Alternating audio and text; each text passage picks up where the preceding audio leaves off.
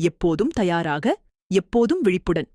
இந்த முக்கியமான செய்தி தென்னாசியாவில் தற்போதைய பதற்றமான நிலையை பிரதிபலிக்கிறது.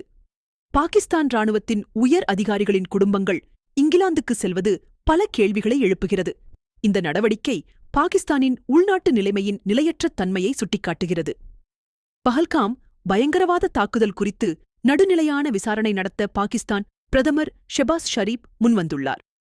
முன்னதாக பாகிஸ்தான் இந்த விவகாரத்தில் வேறுபட்ட நிலைப்பாட்டை கொண்டிருந்தது. இந்த திடீர் மாற்றம் கவனத்தை ஈர்த்துள்ளது. இந்திய கடற்படை மற்றும் இந்திய ராணுவம் எப்போதும் தயாராக, எப்போதும் விழிப்புடன் என்ற மறைமுக செய்தியை வெளியிட்டுள்ளது. இது எல்லைப் பகுதிகளில் நிலவும் பதற்றத்தின் நடுவில் இந்தியாவின் பாதுகாப்பு படைகள் உயர் விழிப்பு நிலையில் இருப்பதை காட்டுகிறது. தென்னாசியாவில் நீண்ட காலமாக இந்தியா மற்றும் பாகிஸ்தான் இடையே பதற்றம் நிலவி வருகிறது.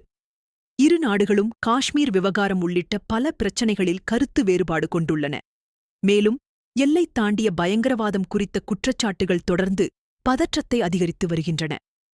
சமீபத்திய நிகழ்வுகள் இரு நாடுகளுக்கும் இடையிலான உறவில் புதிய திருப்பத்தை குறிக்கிறது.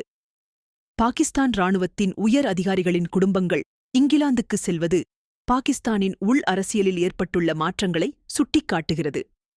இந்தியாவின் பாதுகாப்பு படைகள் எல்லைப் பகுதிகளில் பலத்த பாதுகாப்பு ஏற்பாடுகளை மேற்கொண்டுள்ளன. எப்போதும் தயாராக, எப்போதும் விழிப்புடன் என்ற செய்தி இந்தியாவின் பாதுகாப்பு தயார் நிலையை வெளிப்படுத்துகிறது.